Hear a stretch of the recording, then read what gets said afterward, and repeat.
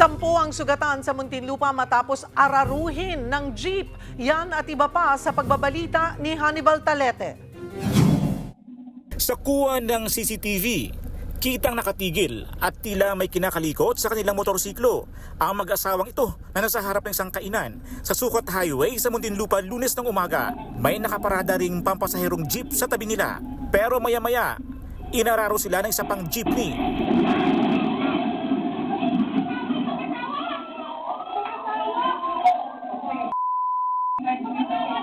Nakaladkad ang mag-asawa at pumailalim pa sa jeep. Yung mag-asawa po sir, bali magpapabolganize lang po sana. And then, parang mayroon pa silang tinetext ngayon. Tapos bigla na lang may lumagabog na napakalakas. Tapos yun pala po ay nawala ng preno yung jeep. Swerte namang nakatayo at nakaiwas ang lalaking nakaupo na inaayos ang gulong ng motorsiklo ng mag-asawa.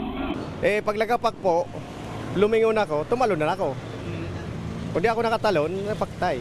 Sa investigasyon, nawalan ng preno ang pampasaherong jeep na bumangga sa nakaparadang jeep at motorsiklo. 10 ang sugatan, kabilang na dito ang mag-asawa. Agad na dinala sa paggamutan ang mga biktima. Kuha sa CCTV ang pagtawid at pagsakay ng jeep ng lalaking nakaputing t-shirt sa bahagi ng Taft Avenue sa Maynila. Nahagip rin sa isa pang kuha ng CCTV ang pagbaba nito sa jeep sa bahagi ng Loton. Siya ang ituturong kumuha sa medyas na may 80,000 pesos na cash at isang 79 years old na pampasaherong nakasabay niya sa jeep. Ayon sa pulisya, hindi agad nalaman ng biktima na nadukutan na pala siya. Isang concerned citizen ang tumulong sa matandang biktima para magsumbong sa mga pulis. Yung suspect, kung ba ng karyedo, at nalaman nila, napansin ng matanda na nawawala yung kanyang pera na worth 80,000.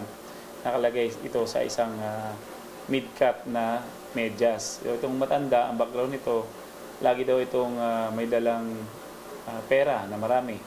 Sa backtracking, nahuli kinabukasan sa isang mall sa Quiapo ang suspect na 62 years old. Hindi siya nagpalit ng damit kaya mabilis siyang nakilala. Nakuha sa kanyang isang balisong at ang medyas. Pero 40,500 pesos na lang ang nabawi. Giit niya, 70,000 lang daw ang nalaman ng medyas.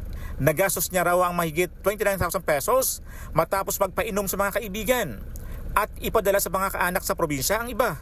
Nagawa ko lang po yun kasi po pinalayas po ng asawa ko, nagutom po ako. Nakuha ko pero hindi ko pa pera pala yun. Dinukot ko po sa bulsa niya po. Opo, sa loob ng jeep. Napag-alaman ng pulisya na dati nang nakulong ang suspect dahil sa kaparehong kaso. Kaya inaalam kung matagal na niya itong modus. Nakakulong na ang suspect sa custodial facility ng Ermita Police Station 5 na mahaharap sa kasong theft at concealing of deadly weapon. Ako si Hannibal Talete para sa 1PH.